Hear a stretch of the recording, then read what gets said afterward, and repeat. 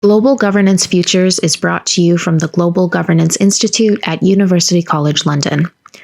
This is a podcast about the challenges facing humanity and possible global responses. How does the world hang together? What has gone wrong? And what has global governance got to do with it?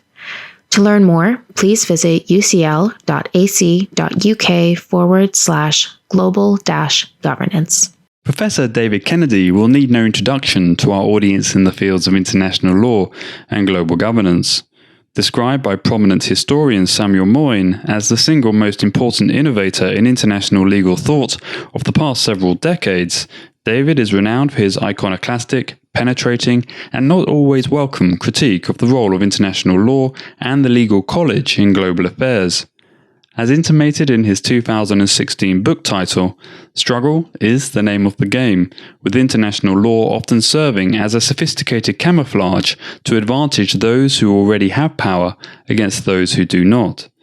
For David, we have a big project and indeed a responsibility to try and understand how many of the world's ills, from racism to war, environmental destruction to economic inequality, far from being the work of a few bad actors in an otherwise benign world, are often the result of a legal machinery tasked with reproducing inequalities and hierarchies of influence and wealth and knowledge.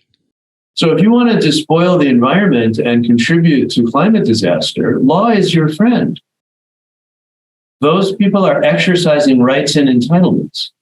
So the global warming is a legal institution. And it's very striking. If you pick up a book on international environmental law, it's all about protecting the environment.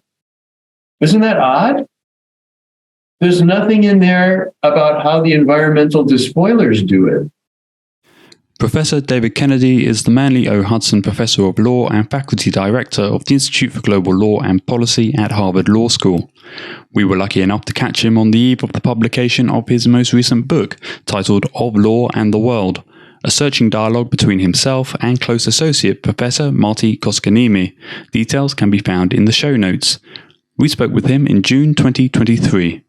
So, it's been a real pleasure, David, to read your work. And I think, what really comes through, particularly sort of reading the arc of your books over time, is that often you're kind of recounting a journey.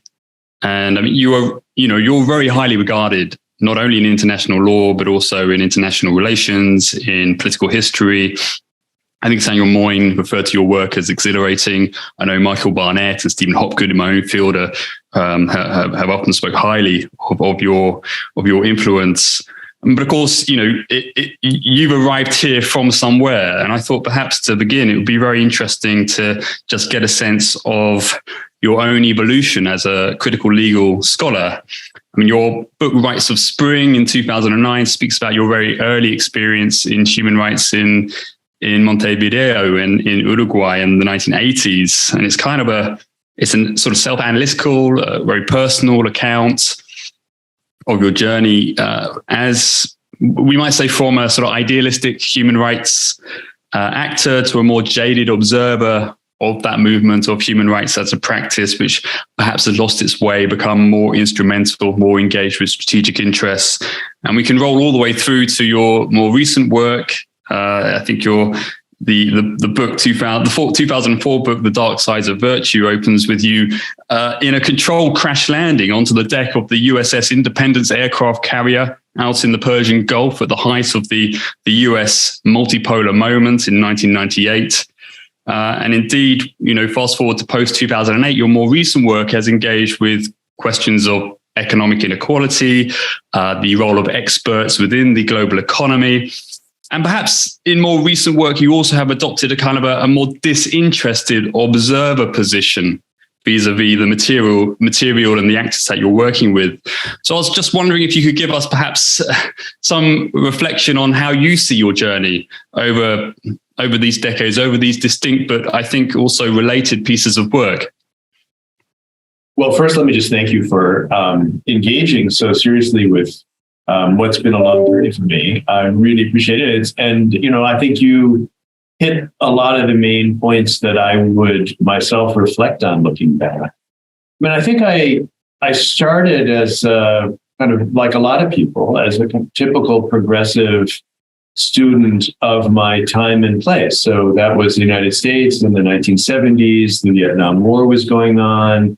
The new international economic order was seeming promising, but maybe not. It was unclear what would happen with that. It was a very unsettled decade.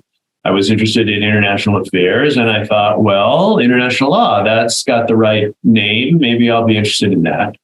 And I guess my first question was, well, was international law a good thing or a bad thing from the perspective of all those things that were going on in the world? And so that was the first project that I undertook, to take what held itself out as the promising field for addressing those problems and try to figure out, well, would it be able to do that or not? And I very quickly kind of lost interest in it. So international law, properly so called, if you could say that, is a very narrow kind of fantasy world. And the tools that it was offering for dealing with things like inequality, the injustice and development that goes on in the third world, that I was very worried about in the 70s and 80s, and still am, and so forth, seemed very weak and very mal-suited. And so I thought, how do I explain that? How do I explain that the one thing that seems to be promising is not as promising as it appears? And then you get to the 90s, and there's this explosion of legalities, and I think continued fantasies about the order that could be provided by legal arrangements. So a network of networks, and when you get to global governance, I mean, kind of an explosion of legalities and fantasies. So what about all those things? How do they relate to injustice? And there it seemed the most promising piece of the puzzle was human rights, which was coming into its own in those periods. It seemed the most progressive thing. Students that I was teaching who had the same sensibilities that I had in the 70s, by the 90s, they were all wanting to do human rights. So, well, was that a good thing or a bad thing? What were its possible upsides and downsides and so forth? So I think as a critical person, you follow what's seeming to be the promises on offer and try to figure out whether they work or not. And what I was discovering is that all of these fields presented themselves as ordered when the world seemed very disordered, presented the situation as a horizontal one, all those equal states, the flags at the UN and so on, the trade system as a bunch of bargain for exchanges between states or between players, when actually the thing that was most salient to me was hierarchy. That things weren't like this, they were like that. And so how do you explain that? What is the legal structure of the hierarchy? And how come it's not noticed by all the people who are thinking, well, actually, it's like this, and we have a few problems that human rights can adjust. And then there's war. So all of a sudden, my country is at war again for 20 years after 9/11. And I brought to that the idea, well, is violence also a legal institution? So if poverty is a legal institution and injustice is a legal institution, it's not just a problem to be solved by law. Maybe war is also a legal institution. And we want to figure out, where is law in that mix, and where is the law that purports to address that in that mix?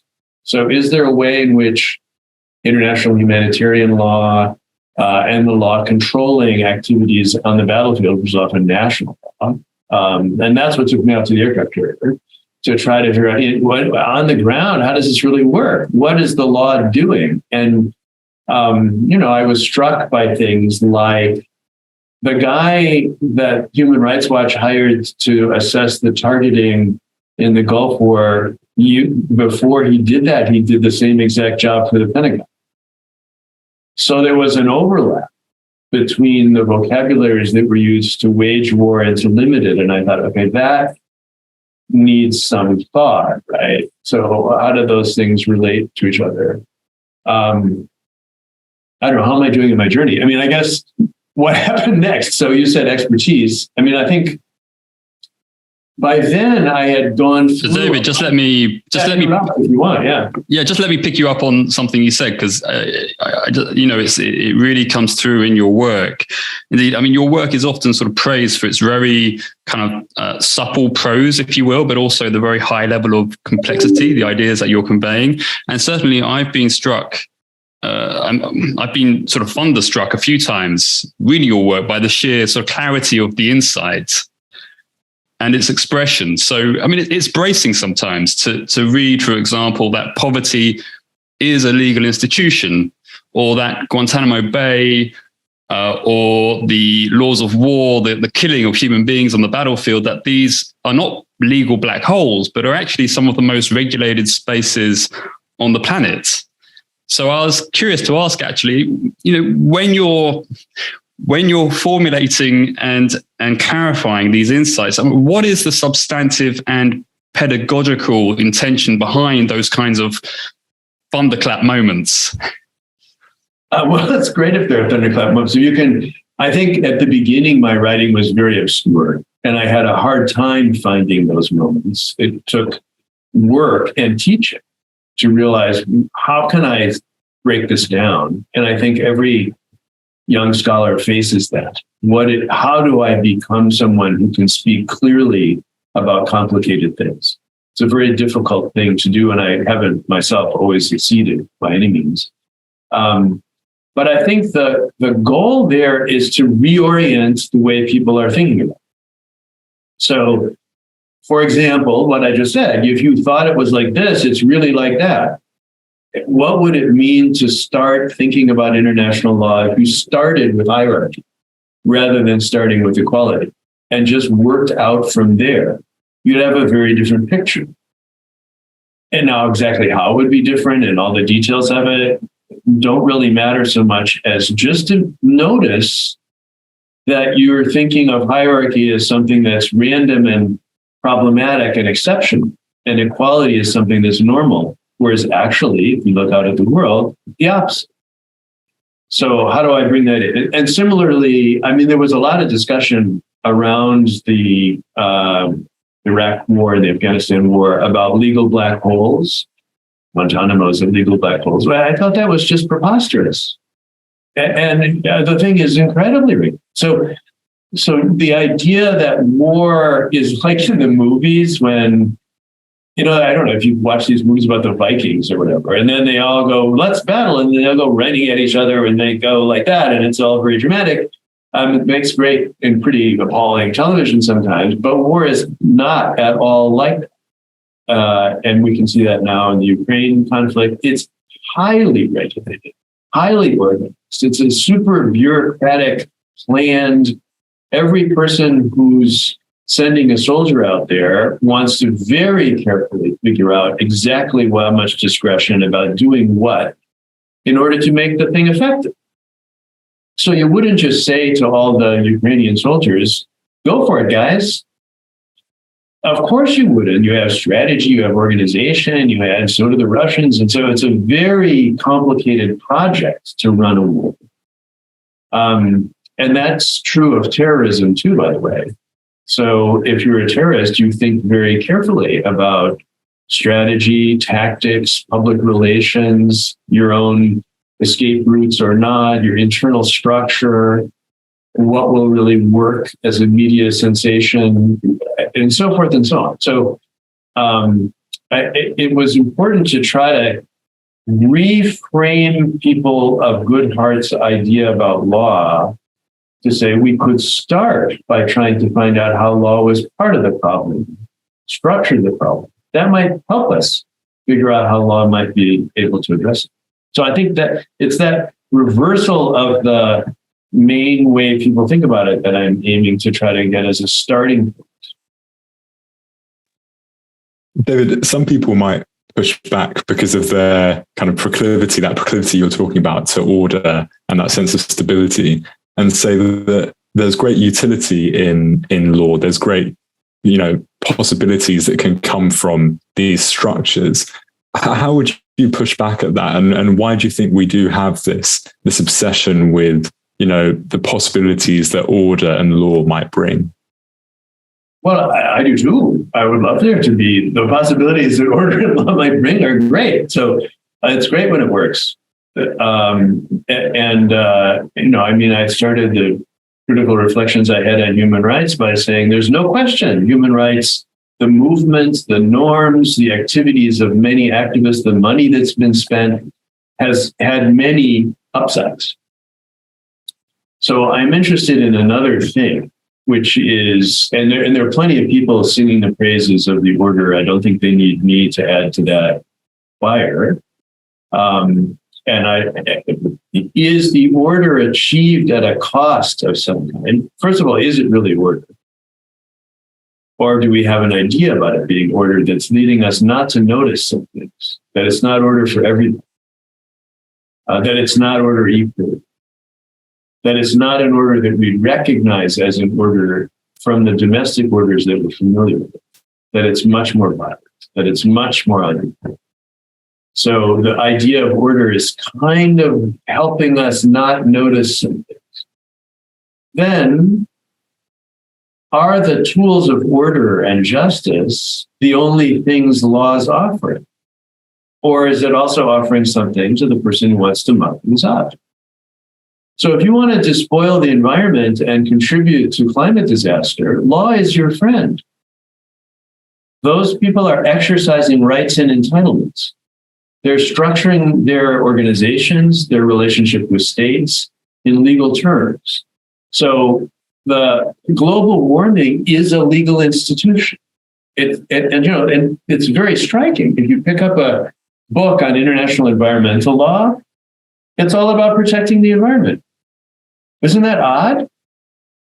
There's nothing in there about how the environmental despoilers do it, what their legal entitlements are. What happens when you represent, and most lawyers involved in environmental law are on the side of despoiling the environment because they're hired by despoilers.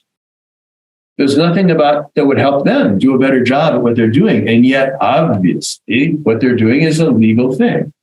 So I'm trying to counteract the tendency not to notice that other side of the story. I mean, you've characterized international law as sort of a narrow fantasy world. But of course, you're also implying here that there's sort of a dark underbelly to how international law, how legal arrangements operate, and how they can serve to reinforce hierarchies of inequality and influence. But you've also said that we still know remarkably little about how we're actually governed at the global level. And I wonder whether we might connect these two insights. I mean, why is it that our mental models that we draw on in international law, but not only international law, also we could say international relations and other fields as well, why do they seem to make inequality and your focus, struggle, domination in the world system so difficult to see? Well, so let me take those in. There are different parts to that, right? So first of all, I think international law, classically defined, is very narrow and doesn't have much to say about the legalities that structure the global world. So, and everybody in the whole field sees that immediately. It's not just me. So private law, national law. And so if you think about what are the legalities that express and exercise power in the world? What are the legalities that distribute wealth, status, and authority that structure violence and its suppression and limitation? If we map those legalities, it's very Jackson Pollock looking what you'd get. You wouldn't get, sovereign triangles getting together in the UN and so forth. That picture would have almost nothing to do with it.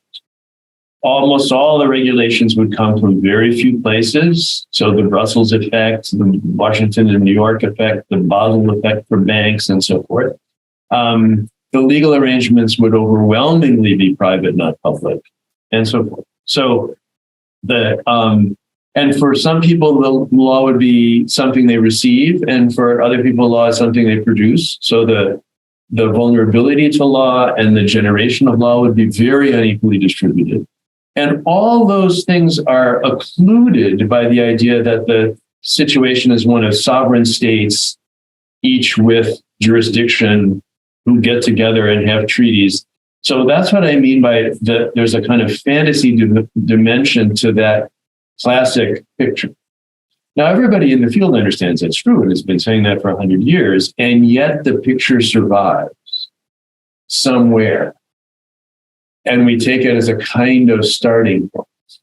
And so how do we flip that? How could we really understand that the opening gambit are all these other things? And what does it mean that the people involved in doing things themselves share that basic background picture? So it's not only not inaccurate, it lives as an actual part of the vocabulary of experts when they're managing things. I'm going to talk about expertise in a second. But so that takes me to this question of global governance that you mentioned, which is it's not global and it's not governance in any way that we would recognize.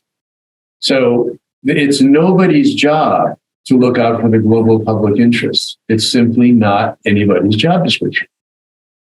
And partly we know that there's no sovereign, there's no dad, there's no God. So we're all here in this fallen situation. And the situation is one of contending assertions that my thing is really the thing in a very, very plural world. So if we think about it from that point of view, the traditional picture seems like it's really getting in the way, but that doesn't mean law is not very important. All those legalities are super important. It's just that we have a very hard time seeing the ones that are structuring the things we don't like. Yeah, I mean, obviously this podcast is called Global Governance Futures, and I would like to pick you up on the terminology actually, because a lot of colleagues are quite reticent to use the language of global governance. They prefer the perhaps more solid conceptual foundations of interstate or international organization or international formal law. You don't have that reticence. I mean, global governance does feature prominently in your accounts of law or in your accounts of global economy. Now, that said, you often do preface the phrase with the noun, the mystery of global governance. So what is the value? What is the value of speaking in terms of global governance then, if the global does not exist in any real sense and it's not really governance? What's the value of using that terminology, and what also might be the pitfalls? Well, it's better than the alternatives you mentioned. So if the alternatives are international law and international institutions, it's progress to think functionally about governance as the exercise of power and break it up and say, who legislates, who adjudicates, who administers for things that have a global dimension. But you quickly find that it's inadequate to that because of the way in which things we think of as global are really quite local. Mimetic climate change is an example to talk about. And I think the fantasy that it's governance is still the fantasy that it somehow is analogous to what we imagine public power doing domestically. But mostly it's done by private players who have a completely different set of objectives. And it's mostly not done in the public interest. It's done in somebody's national interest or somebody's administrative interest or somebody's something interest. So calling it governance is a kind of dressing it up nobly. But it's also continuing to have the idea that power exercised in the world is primarily public power, rather than being some incredible combination of sovereignty and property and many other different kinds of things. So I prefer it to the things that supplanted, but it also can get in the way in that sense. I mean, it makes sense to give you an example. So let's take let's say climate change. Why do we call this a global problem? Is calling it a global problem a way of not doing anything about it? Because until we have a global solution, nobody really has to do anything, and all the tools for that are weak, and so forget it. So first of all, the image of it as a problem puts us in a problem-solving frame. Well, great, governance should solve the problem. Climate change is a problem. Let's try to solve it. And it should be solved globally because, there's that picture of the world and the climate is for the whole world. But all that is just incorrect. So first of all, it will not be solved. It's not a problem. It's 1,000 little different things. It's not going to be solved. It's going to be managed, tolerated, struggled with, struggled against, experienced, many other things besides solved. And it's not really global. So a few local players could solve it tomorrow if they wanted to. So a couple countries, a few industries, a couple companies, you wouldn't need anything global. The powers that are despoiling the environment are quite concentrated and could be transformed. It's just that there's nobody to do it. So pretending that there's global governance and we don't have the political will, we'd really be able to get those people to do it. There just isn't. It just doesn't exist. And so what's really going to happen is a slow effort to try to address things about climate in one place and in another very differently.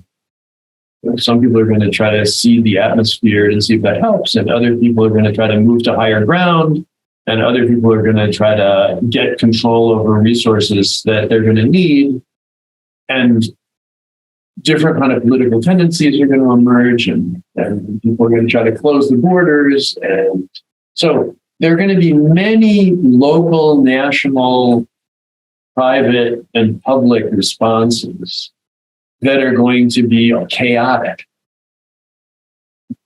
Should we call that global governance? It seems really odd. It would be much better to start trying to figure out what's actually happening and what are the legalities that are enabling and are likely to be deployed as that unfolds, rather than saying, well, the real thing that law has to contribute here is the Paris thing, and maybe we'll solve it. It just seems that's crazy. Yeah, I mean, the sort of the dialectic between the simple, the complicated, and the complex is a kind of motif of the podcast, various conversations we've had. And of course, the climate space, we have this focus on 2 degrees, which sort of presents itself as a simple collective action problem, or at least potentially simple if we could get the political will to galvanize the kind of interstate action required. But of course, as you're suggesting, actually climate change is much more complex than a single temperature target. But I think you're also pointing out that there are things that we could do that, the word these days one hears is polycrisis, for example, which I think for a lot of people seems kind of overwhelming and somewhat paralyzing in its complexity, but perhaps things aren't as complex as they might first appear. But I know that Tom wants to come in, and perhaps this is a relevant segue into the question of expertise. Yes, earlier you mentioned that we were going to talk about experts, and I'm excited that we are. And I have just a quote from you from 2004, I believe, where you said, "We're increasingly governed by experts, not by the American empire, not by global capital, but by experts." And these experts, quite often lawyers, make decisions that affect the wealth, status, and power of people. And across the globe, experts communicate with one another in common vernaculars. And I won't finish the quote, but so your contention is that we are governed by experts. And I think my first question would just be, can you explain briefly, perhaps to the listeners, what you mean by that? And then I'll follow up on another question. Sure. Well, several things. First of all, I was sorry I used experts right after I published that book, because it gave the impression that I meant only people with very specialized knowledge. Doctors, lawyers, dentists, scientists, and people like that. And it is true that there's a technocratic dimension to governance and to public authority and to private authority nowadays. Professionalized dimension that is interesting and can be studied. But my image of the powers of knowledge is broader than. And so I guess maybe I would rephrase that now to say we're governed by the powers of knowledge in a variety of different ways and by a variety of different people. And so what does that actually mean in practice? Well, first of all, it means that many people exercise the powers of knowledge. So, lay people do too. Terrorists do too. So they're making assertions. Power is exercised very often through the assertion that something is true or is the way it is, or that someone is who they say they are, which is, I'm the sovereign, it's my entitlement, and so forth. My grandmother does that when she travels around, doesn't know anything about law, but seems to understand what her entitlements are when she's negotiating with somebody in a shop somewhere. And those things flow around the world in all kinds of ways. So the power of knowledge is exercised more generally than the word expertise suggests. B, with more contestation. So when we think about specialized knowledge, we tend to think those people really know. But a really interesting thing that I've been intrigued by for many, many years is that the most sophisticated players in almost basically every specialized field I've ever gotten into are into agnosticism about what they know, not knowledge. So you go to the very fanciest clinic to deal with your cancer problem, and the doctor will tell you everything they don't know and the mysteries of what's there. You go and talk to a math person, and they'll say, well, when you get into theoretical math, you don't know what the numbers are. You don't know what anything is. When you talk to the most sophisticated lawyers, they don't know. They say, well, we don't really know. What's the rule of law? What does it actually mean? What are these documents? We have a lot of stuff we do know, but about the things that are the most important, they're often the most contested. And the vernaculars turn out to be much more double and confusing and contradictory than one might have thought. So, it's not obvious. Scientists didn't know. Well, what about masks? Do they help or not help? How do you balance health and education? Those are all things which there are experts, but their fields are super contested.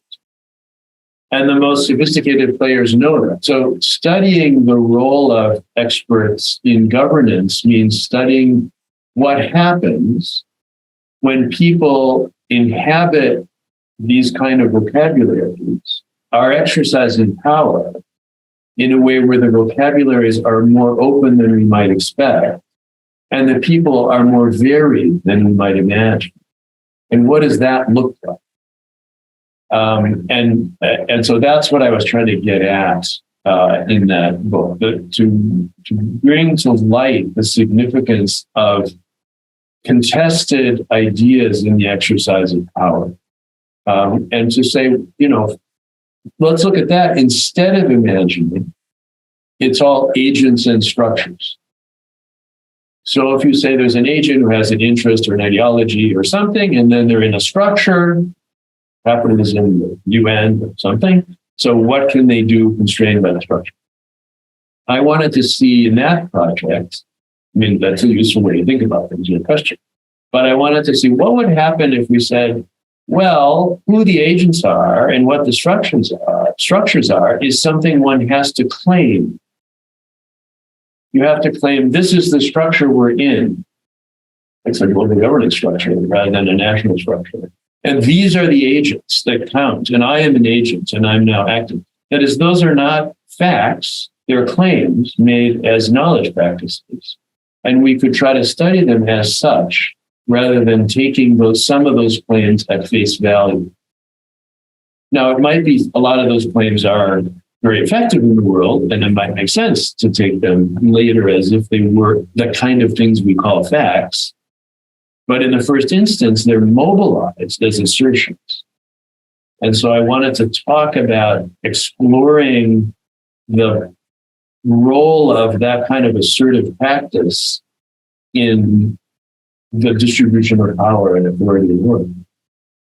And I think that comes on to the question then that we had written down. And now that I don't want to use the term experts, given that you've given me a much nicer definition in the exercising the powers of knowledge in a variety of different ways. But To what extent can we make the argument, or can some people make the argument, that these experts, these assertions have been co-opted in the interests of material power? For example, experts are used to uphold a status quo that is unequal, or in the service of violent, like humanitarian intervention. These experts and their assertions of truth that we value because they have specific knowledge are then instrumentalized and alienated from a potentially, non-biased way, and just used to justify things that ethically we might have conundrums about. Well, so, I mean, it's a very useful kind of political claim to make that the other expert is motivated. And it's not your expertise speaking, it's something behind your expertise. You are speaking out of your ideology, or out of your interest, or out of your paymaster. That is, it's a big part of the contemporary practice of the exercise of knowledge as power, what we might call a hermeneutic of suspicion. So everybody enters into the game primed at a moment's notice to claim that the other person is actually being, as a puppet, being managed by somebody else. And of course that might happen.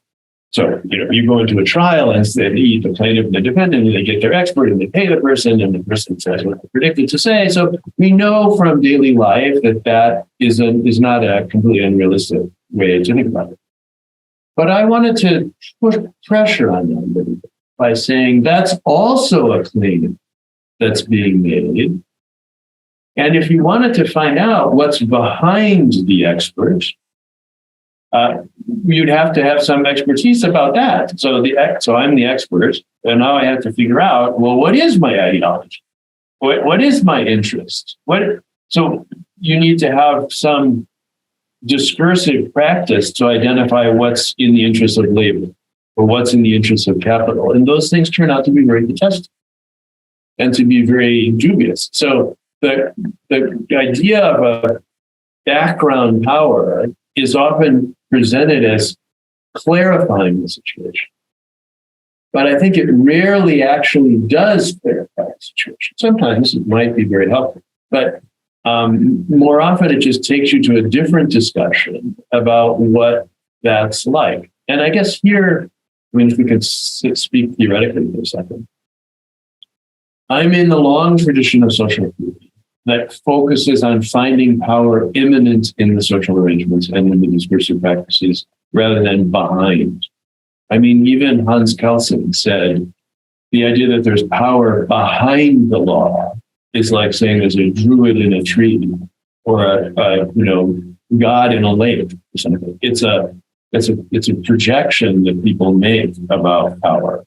Power is nothing other than the effective articulation of a claim. So it's a social event that happens when the claim has an effect. It's not something that's behind, waiting to be unpacked and discovered. Of course, many things can be done politically with that frame that you're presenting. I don't want to say it isn't useful, but I wanted to analytically put pressure on it for its tendency to simplify things rather than to understand that it's just people out there.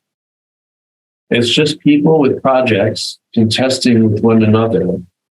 And the idea that in the background, there's some big interest makes it seem much more hard to dislodge than say, what is some other people saying, some other thing. You can find them and explain how they're mistaken or wrong, or should be deprived of their platform. I think what I'm taking from this, and I hope I understand what you're saying, is that really we should, and maybe this is what you were getting at when you talked about your conversations with experts. Ultimately, what you find is when you really talk about specialists in their field, they talk about what they don't know. And even in this conversation, we're talking about people that possess some kind of knowledge, but we should also question the way they go about gathering that knowledge, what fields it is that they're gathering their knowledge in, what knowledge production methods are they using. These are things that we should criticize. And maybe I think we get to this idea of we challenge the epistemics of the experts. So they're experts in a certain field. They've gathered that knowledge in a certain way, but can we challenge the way that they've gathered that knowledge? Should we open ourselves up to potentially other subaltern or indigenous ways of producing knowledge that would engender expertise in a completely different way, perhaps?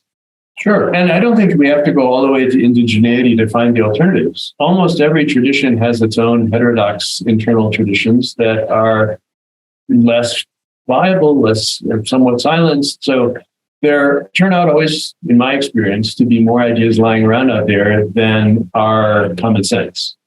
Or the common sense turns out to be multiple, and you just have to kind of pick away at it.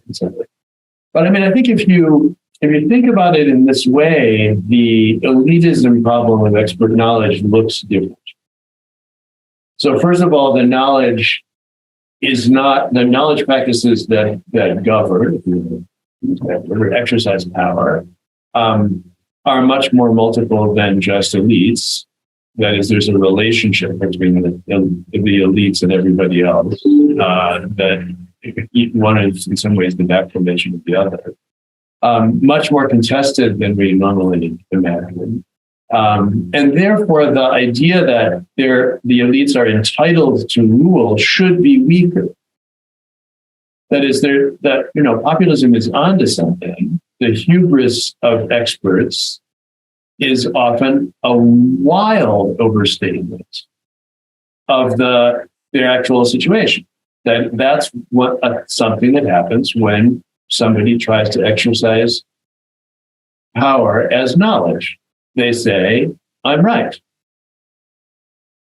And so it's difficult to explain, well, when there's a guy right next to you you're in your same field who thinks it's the opposite. And I just had lunch with you yesterday and you told me that it was all very uncertain. So why are you now saying you're right? So you have to kind of get in and, take them down a peg and then say, hey, within that context, if I have a medical diagnosis, I am going to go talk to the most sophisticated doctor I can find and find out what he does know and what he doesn't know.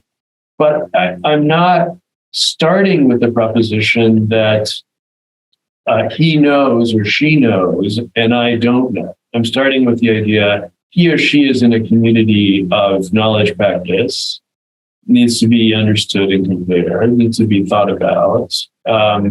Probably he thinks a problem is a medical problem, even if it's not really a medical problem, because everybody does that, and so forth.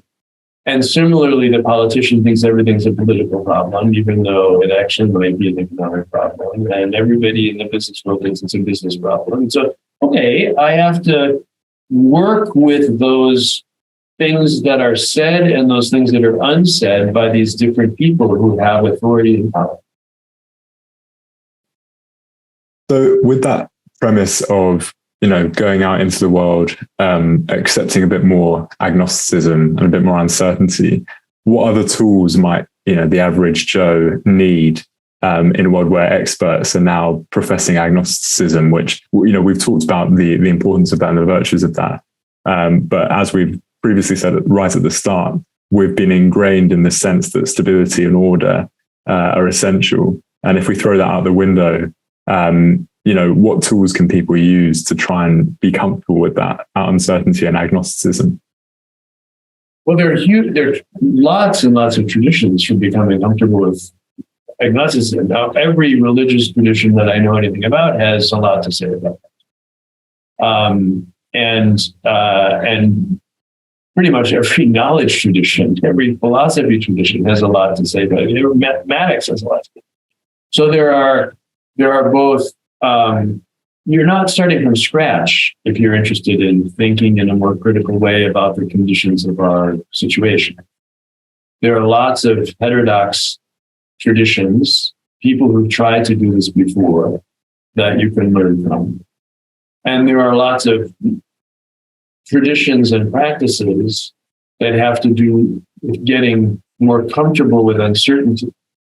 And that is not a new idea, and more comfortable with the idea of responsible decision than we often are. I mean, so what I mean by that is very often people say, hey, it wasn't me, it was my expertise.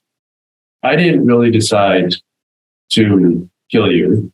The law told me to do it. I didn't really decide to burn down the forest, but my business judgment and the entitlements, and I followed the regulations, and let me say, my role did it in the constraints provided by the structure. I mean, I was hardly even there. So that rather than, well, no, actually, it's a real person decided to actually burn down a forest and permit it or engage it or license it. And rather than blaming it on their legal situation or their business practice or their expertise, to try to own that. There are lots of traditions for trying to do that, also as citizens. So, I mean, I would say the first thing to think, if one wants to become more critically aware and engaged, is that you're not starting from scratch. That's something that people can do with each other, by other people with a similar sensibility.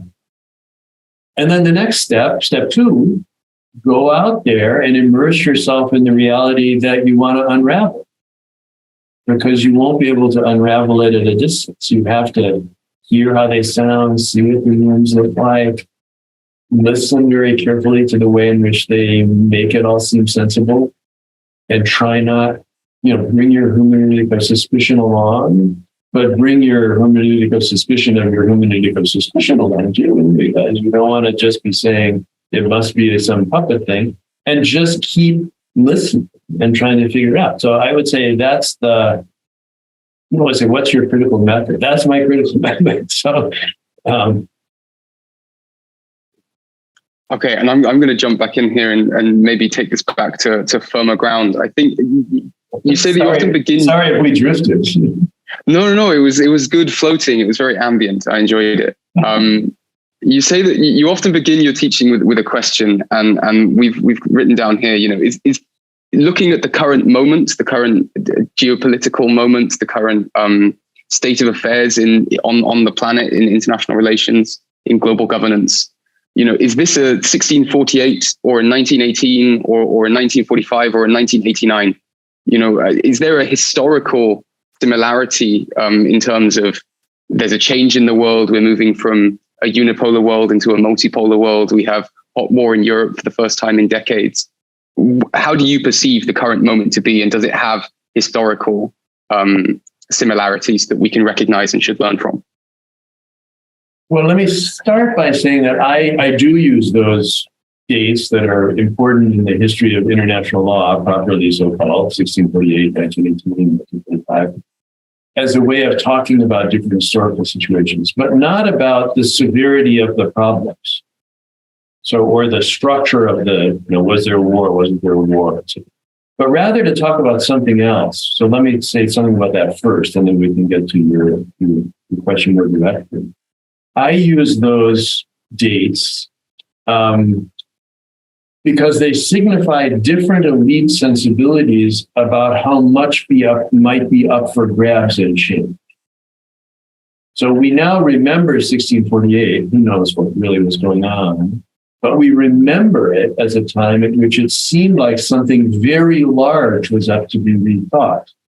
Namely, religion could be domesticated within the European system, within the sovereign system, rather than being itself a pattern of global government. So it was a kind of resolution of the problem of the Reformation within Christianity.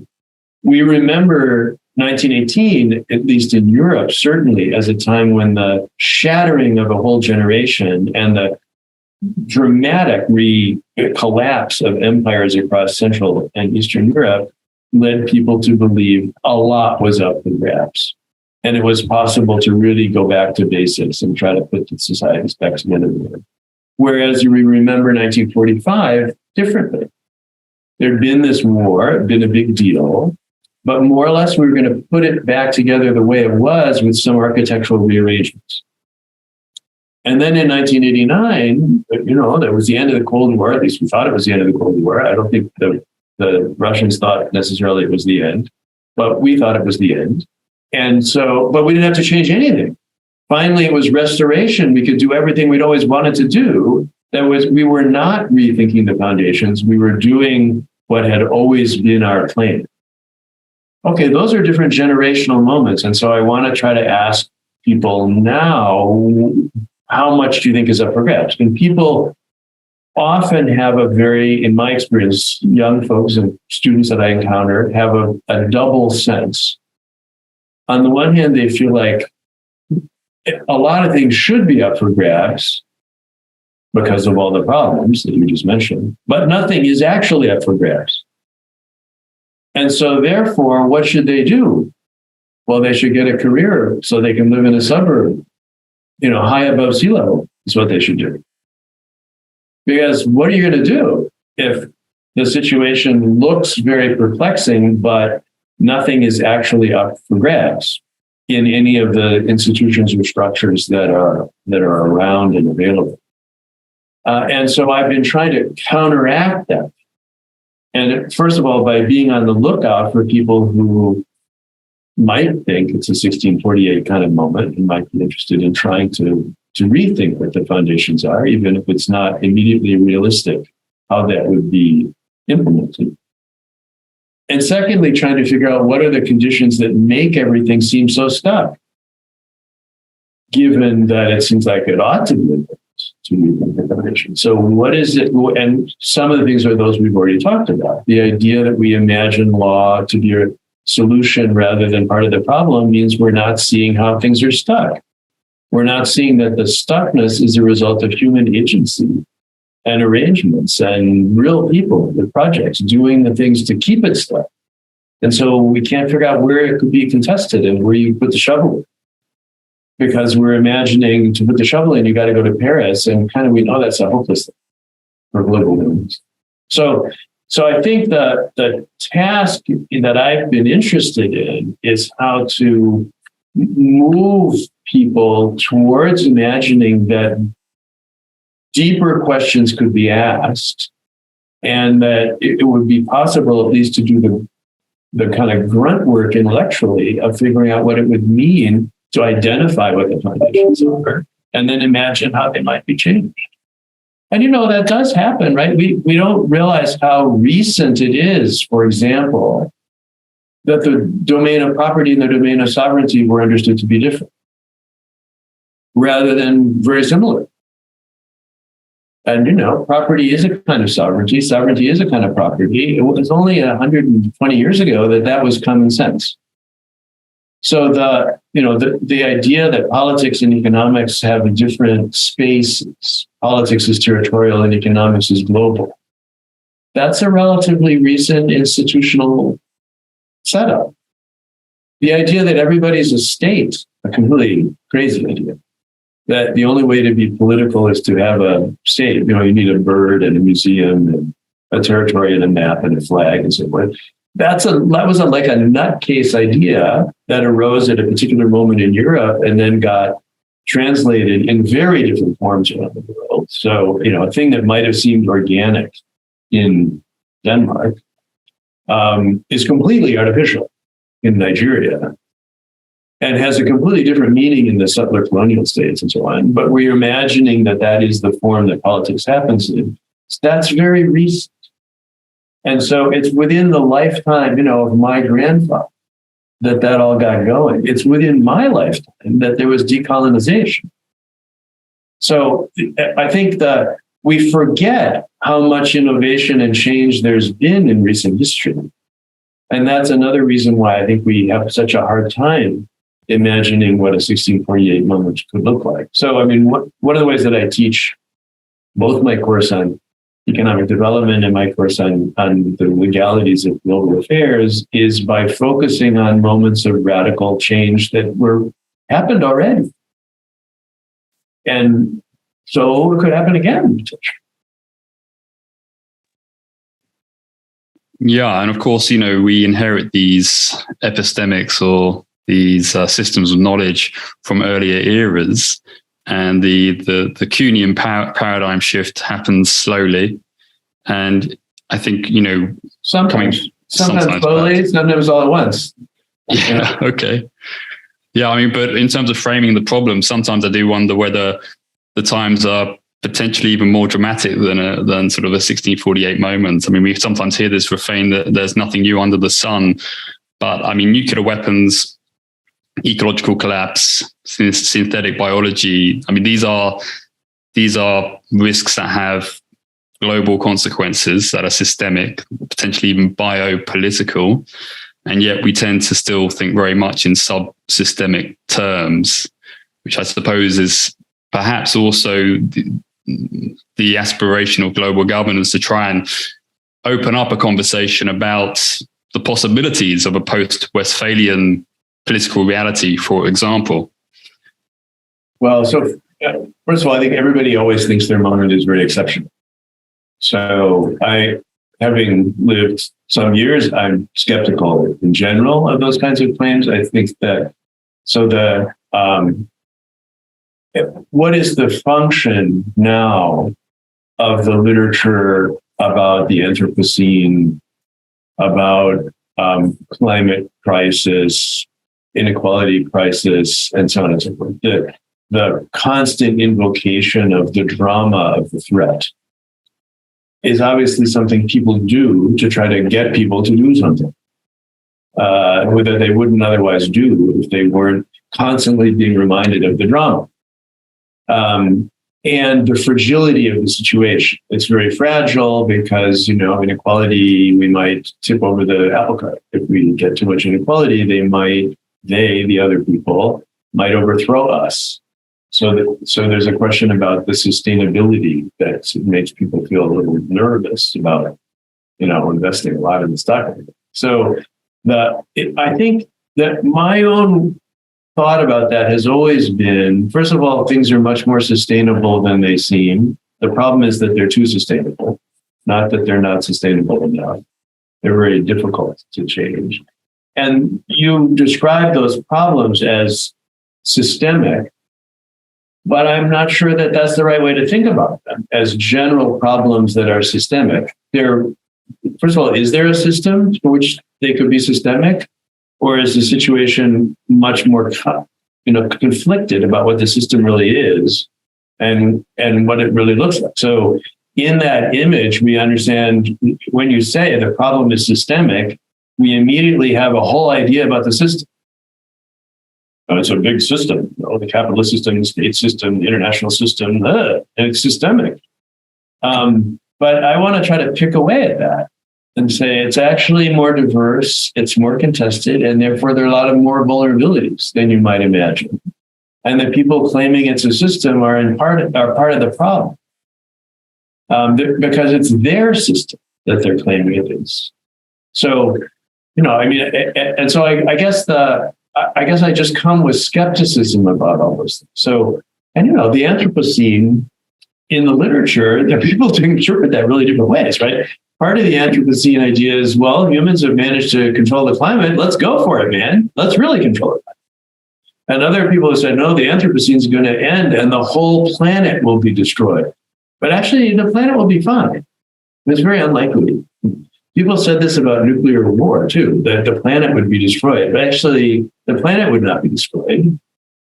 And mankind wouldn't be wiped out either. Those were always wild exaggerations of the actual way things would unfold, which would be much more diverse in their impact, that would empower some people as it disempowered others, often accidentally. And so I think our attention is taken away from actually figuring out where the possibilities for action and the vulnerabilities to power are when you think about things in that way. And I just discourage it. I mean, if it helps people get animated to do something about something, sure. But it's other than as a kind of hortatory sermon, I don't find it a very intellectually useful way to frame the matter.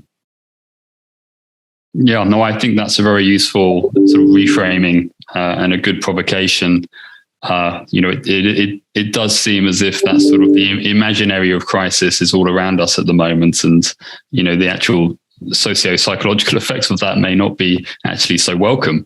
But I think the other aspect of this conversation, which is important to acknowledge, is that it does seem like it's a time now for thinking in perhaps more macro terms. So, I wonder to what extent the situation we find ourselves in provides an opening for critical reflection on where we find ourselves. I mean, to offer a little anecdote, I can remember hosting you for a workshop in London in 2015. And a prominent colleague in international relations opened his remarks by saying, well, when I was a young scholar, I dreamed of being a David Kennedy. And he seemed to imply that, while the critical impulse is admirable, given the hard realities of realpolitik, of institutional bureaucracy and so on, ultimately many of us have had to adopt a more pragmatic, perhaps a more narrow, specialized lens onto the world. And I mean, apart from perhaps being curious to ask how you received that kind of reaction from colleagues, I think the broader question would be, what is the role of critical scholarship today? And what would you say to those who might push back against critical scholarship as sort of being impractical or leading us into despair? Those sorts of objections that one sometimes hears. Well, they shouldn't do it. They think that. So I mean, I think the animus for critique is a very personal issue. So one doesn't decide to engage in critical reflection or critical intellectual reflection as a choice among many different methods. Maybe I'll be a positivist, maybe I'll be a critical reflector. I don't know, it depends. One comes to thinking critically about matters because one feels kind of adverse to the arrangements, skeptical of the certainties, puzzled by the common sense that's all around one, and one feels it's urgent to try to find out how and what. That is, one wants to try to get to the bottom of what one really cares about and figure out how it's generated in some way. Now, there are other people who have a really different internal makeup in which they want to do something in real institutions, in real political or social time about something. And they're not interested in critical reflection. Fine. So I see that as a different kind of life. And there are people that want to be economic captains of industry and environmental despoilers too. So now I want to try to figure out whether what they're doing is part of the problem or not. So there are all those people being pragmatic out there. I mean, there are sort of two kinds of people make this critique of critical scholarship. One, they say you've lost your ethical moorings. You're criticizing human rights and you're not being ethical. Or you've lost your pragmatic moorings. You're just like speculating about things that can never happen and are sort of throwing up your hands about the real situation we're in front of and the crisis that's immediate. And what I want to say is that what they think of as pragmatism and what they think of as ethics might be thought about. So, and then one would ask, what is the relationship between the exercise of power as an affirmation of an ethical position, speaking truth to power, and the exercise of power as the foregoing of ethics for pragmatism?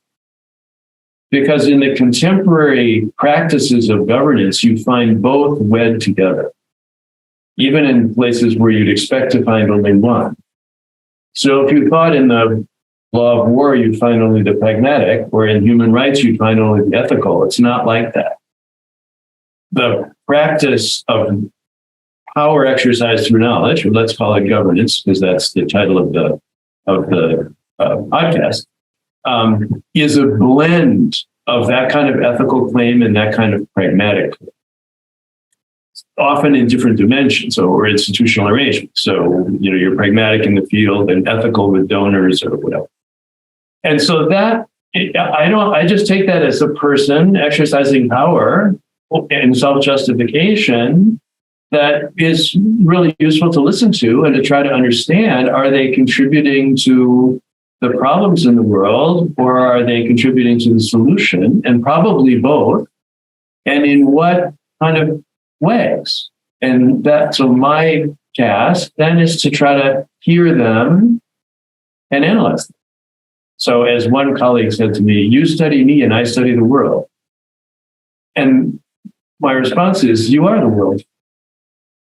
So there's no actual world out there that's not composed of people like you who are saying things like that to me.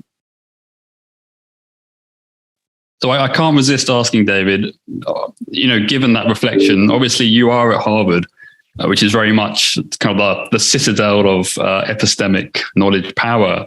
How do you understand your own role then? I mean, how has your research informed perhaps your own self-analysis as a participant in these governance systems of power, not just a critic, but also being a participant?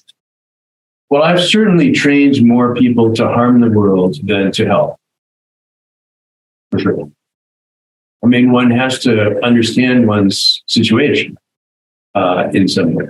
So, and so, one pursues a variety of different activities and tries to figure out what's possible. I will say that the opportunities afforded to me by being at a place like Harvard have been remarkable in terms of visibility, but more than anything, in terms of the students that I've encountered and the colleagues that I've been able to work with around the world who wouldn't have gotten together and wouldn't have had the capacity to think critically together were it not for being at least initially drawn by the idea of a high status elite institution. So Harvard puts golden shoes on you if you know what to do with them, and that's been really true. But that just means everybody needs to actually try to figure out what their situation is